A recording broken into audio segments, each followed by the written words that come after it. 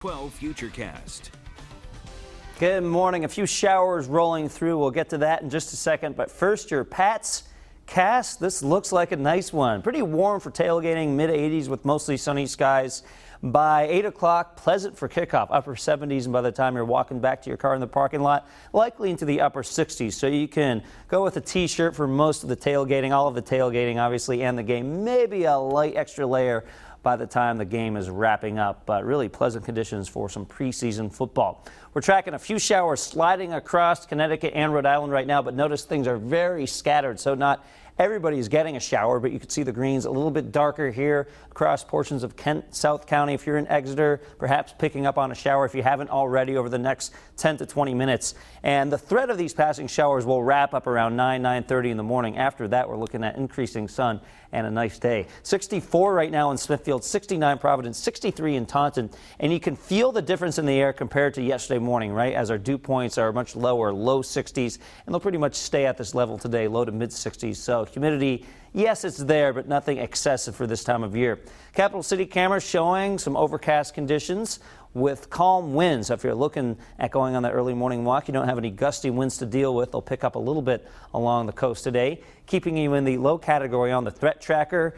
These are the aforementioned showers. So let's move on to a second little system approaching. This front moving in from the Great Lakes right now could trigger an isolated shower as we go through the later part of the afternoon, but it would be confined, I think, to northern Providence County only. And even these are not a sure bet. So most, if not all, of Thursday remains rain-free. And as we look at our Providence temperatures, that will be reflected nicely with mid-80s. You can see by 5 o'clock we're down to around 80 as those breezes pick up from the south and southeast just a little bit. At the beaches and at the south coast, we'll see highs right around 80, a few spots in the upper 70s, 79 for Westerly, 80 Charlestown, 81 in Narragansett. And as these winds continue to come in from the south at around 10 to 15 miles an hour, likely back into the mid-70s at the south coast today. Northern Rhode Island temperatures, we'll see mid-80s, so a warm day, but no excessive heat out there. 85 from Fall River into Seekonk, mid-80s for Attleboro as well.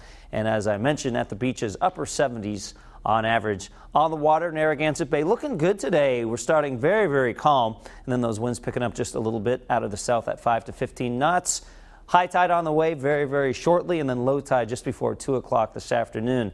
Of course, it's been a relatively quiet Atlantic hurricane season, but we are tracking Tropical Storm Fiona. Now, Fiona very far away. You can see closer to the coast of Africa than Fiona is to us, but certainly we'll be watching this as things evolve there in the Atlantic. Of course, this is the season where we do start to watch things a bit more carefully from now into the early fall. 7-day Futurecast shows mid-80s for tomorrow, Saturday, and Sunday. Now, we will be watching out for some patchy fog, especially Saturday morning, and then late Sunday, the chance of a few showers, but likely those will hold off until Sunday night, and likely showers and thunderstorms on Monday as humidity increases. You can always get an updated Futurecast over on our website. And Tony Petracca will be looking at more data, have an updated Futurecast on the weekend this evening over on our sister station,